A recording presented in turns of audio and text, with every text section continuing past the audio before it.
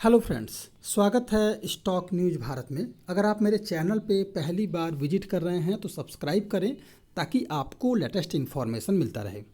बीते एक साल में अगर देखा जाए तो ऑटो सेक्टर जो है टॉप परफॉर्मिंग सेक्टर में शामिल रहा है। एक साल में अगर आप देखेंगे तो एक साल के चार्ट पर अगर हम चलें तो आपको देखने को क्या मिलेगा कि निफ्टी ऑटो इंडेक्स का जो रिटर्न है वो लगभग 20% के करीब है। अभी थोड़ी बहुत आपको करेक्शन देखने को मिला है, लेकिन 20% से ऊपर का रिटर्न जो है ये निफ्टी आपको देकर दिया हुआ है। जबकि इस दौरान अगर आप सेंसेक्स और निफ्टी इंडेक्स में देखेंगे तो लगभग 4% तक की गिरावट देखने को मिली है। लंबे समय से अंडर परफॉर्म रहे इस ऑटो सेक्टर में अब आपको अच्छा खासा रिकवरी जो है आगे और भी देखने को मिल सकती है। अगर देखा जाए तो ऑटो सेक्टर को लेकर के इस समय सभी कोई पॉजिटिव है। कारण ये है कि अभी फेस्टिवल सीजन शुरू हो चुका है और इसके बाद खेती किसानी भी शुरू होने वाली है।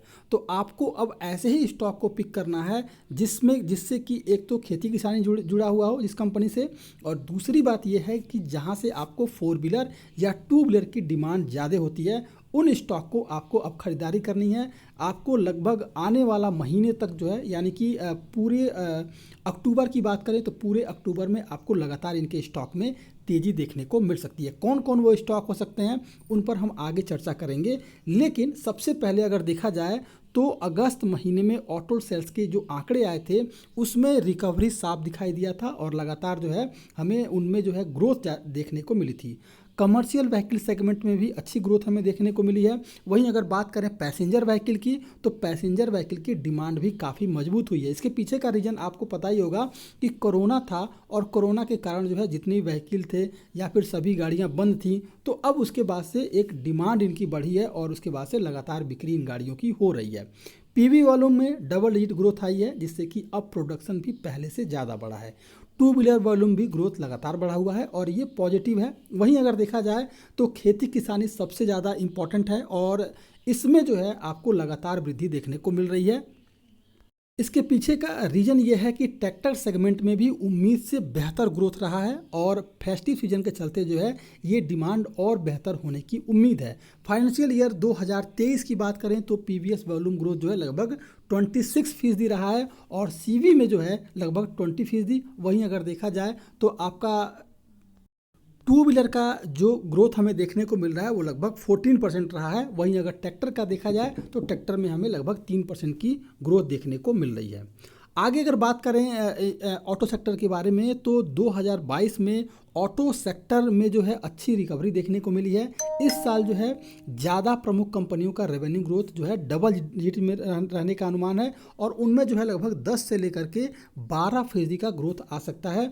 मंदी की भले आशंका हो, मंदी की आशंका सप्लाई चेन इशू के बाद भी ये ग्रोथ संभव है क्योंकि आपके यहाँ भारत में जो है ना तो उतनी कोई बहुत बड़ी मंदी, क्योंकि फेस्टिवल सीजन में हर एक कोई खरीदारी करेगा और खेती किसानी होगी ही होगी। तो इन सब के बीच आपको मंदी की आशंका रहे, सप्लाई चेन का भले इशू रहे, लेकिन इन सभी के बीच आपको जो है ऑटो सेक्टर की कुछ कंपनियों में लगातार तेज़ी देखने को मिल सकती है और ऑटो सेक्टर में डिमांड मजबूत है और इसके अलावा ऑर्डर बुक भी लगातार बेहतर हुआ है। इन्हीं कारणों से ऑटो सेक्टर के स्टॉक पर आपको ध्यान देना चाहिए। अगर देखा जाए तो ऑटो सेक्टर में लंबे समय बाद ऐसी डिमांड देखने को मिल रही है।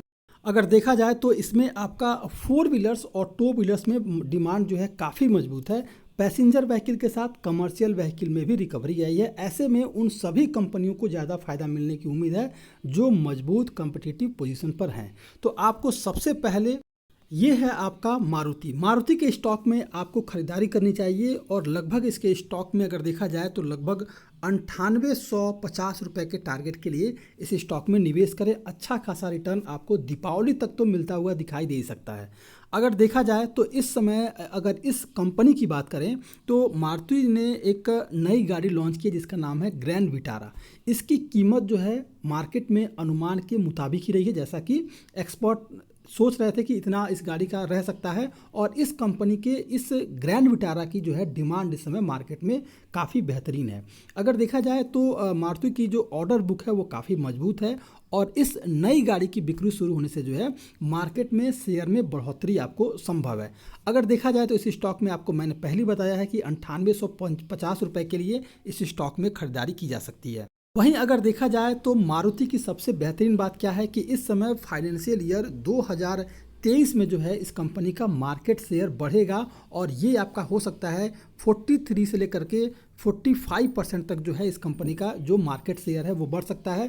क्यों बढ़ेगा? क्योंकि ग्रैंड विटारा नाम की एक नई गाड़ी जो है इस कंपनी ने लॉन्च की है, जिसकी डिमांड इस समय मार्केट में अच्छी खासी देखने को हमें मिल रही है। लेकिन एक निगेटिव बात है, देखिए यहाँ पर पॉजिटिव बात मारुति के लिए सब है, लेकिन थोड़ी सी निगेटिव बात क्या है? निगेटिव बात ये है कि इस समय अगर देखा जाए तो ग्रैंड विटारा की जो कीमत है, इस मारुति सुजुकी की ही एक और कंपनी, एक और गाड़ी है जिसका नाम है टोयोटा। अगर देखा जाए तो टोयोटा की जो कीमत है वो इस समय जो है ग्रैंड विटारा से कम है। यानी कि अगर देखा जाए तो कंपनी का एसयूवी सेगमेंट में जो है मार्केट शेयर यहाँ पर आपको टोयोटा के कारण जो है थोड़ा सा बढ़ना मुश्किल लग रहा है, क्योंकि टोयोटा की कीमत जो है आपका ग्रैंड विटारा से कम है। भले कंपनी नया लॉन्च की है, लेकिन टोयोटा जो है सेम कंपेयर इसी के है, तो डिमांड ये भी कहा जा रहा है कि टोयोटा की डिमांड जो है मार्केट में बढ़ सकती है, जबकि ग्रैंड विटारा की उतनी नहीं बढ़ेगी। तो थोड़ी सी जो है, लेकिन बात सामने ये निकल के आ रही है कि अगर नई गाड़ी मारुति ने अपनी लॉन्च की है तो इसका जो क्रेज इस समय मार्केट में सबसे ज़्यादा है और टोयोटा जो है थोड़ा सा पीछे हो जाएगा एसयूवी सेगमेंट में।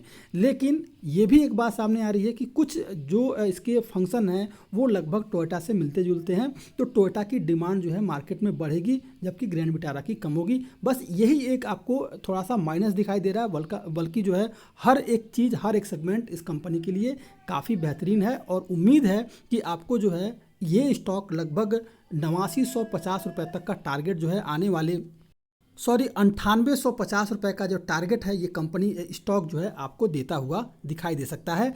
करंट प्राइस से इस स्टॉक में खरीदारी करनी है। मार्केट में आज जो वोलेटाइल रहा है लगातार आपको हालांकि मार्केट तो कई दिनों से लगातार वोलेटाइल है, गिरावट देखने को ही मिल रही है, तो अभी भी थोड़ा सा मार्केट अपने आप को एक बार फिर से रिकवरी की कोशिश कर रहा है और ये स्टॉक आपको जो है फिर से एक बार दीपावली छठ तक जो है अपने आप को रिकवर कर लेगा। तो इस स्टॉक में खरीदारी करने की सलाह रहेगी, 9850 रुपये टारगेट रहेगा। दूसरा जो स्टॉक है इस कंपनी का नाम है अशोक लेलैंड। देखिए अशोक लेलैंड की गाड़ियों की डिमांड इस समय मार्केट में अच्छी खासी हुई है और कोरोना के बाद, जब कोरोना खत्म हुआ है उसके बाद से तो अशोक लेलैंड के डिमांड जो है लगातार मार्केट में बढ़ रही है इसकी गाड़ियों की। तो इस स्टॉक में खरीदारी करिए, करंट प्राइस से खरीदारी की जा सकती है।